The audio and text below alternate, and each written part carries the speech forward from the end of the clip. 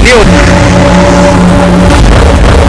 અમદાવાદ ખાતે એસીબી દ્વારા અમદાવાદ મ્યુનિસિપલ કોર્પોરેશનના ઉચ્ચ અધિકારીને લાંચ રૂશ્વત લેતા રંગે હાથ ઝડપી પાડ્યા।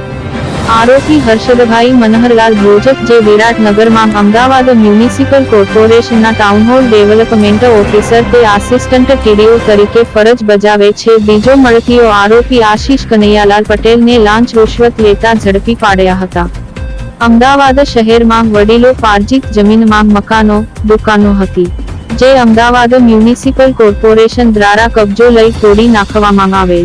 જેથી મકાનો, દુકાનોના ભાડુઆતો તથા આ કામના ફરિયાદીએ કાયદાકીય પ્રક્રિયા કરેલ, જેમાં જણાવેલ કે અમદાવાદ મ્યુનિસિપલ કોર્પોરેશનની કચેરીએ જઈ જરૂરી પુરાવા રજૂ કરશો તો અમદાવાદ મ્યુનિસિપલ કોર્પોરેશન તેઓને વૈકલ્પિક વ્યવસ્થા કરી આપશે,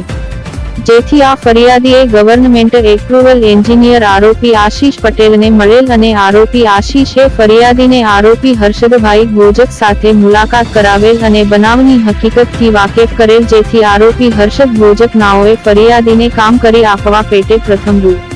₹50 લાખ લાંચની માગણી કરેલ અને આરોપી આશીષને ₹10 લાખ આપવાની વાત કરેલ, જેથી ફરિયાદીએ રકઝક કરતા ₹20 લાખ આપવાના નક્કી કરેલ, જે લાંચની રકમ ફરિયાદી આપવા માંગતા ના હોય એસીબી નો સંપર્ક કરતા લાંચના છટકાનું આયોજન કરવામાં આવેલ, જે લાંચના છટકા દરમિયાન આરોપીએ ફરિયાદી સાથે હેતુલક્ષી વાતચીત કરી લાંચની માંગણી કરી સ્વીકારી એકબીજાએ મદદગારી કરી ગુનો કર્યાની કબૂલાત કરી હતી।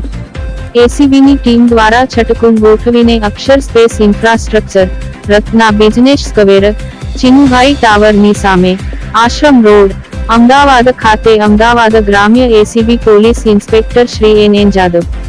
સાથે મદદ રૂપે Ahmedabad ACB police inspector Shri DB Mehta, supervision officer ACB મદદનીશ નિયામક શ્રી કેબી ચુડાસમા તેમજ શ્રી એવી પટેલે સાથે રહી બંને આરોપીઓને રંગે હાથ લાંચ રૂશ્વત લેતા ઝડપી પાડ્યા હતા।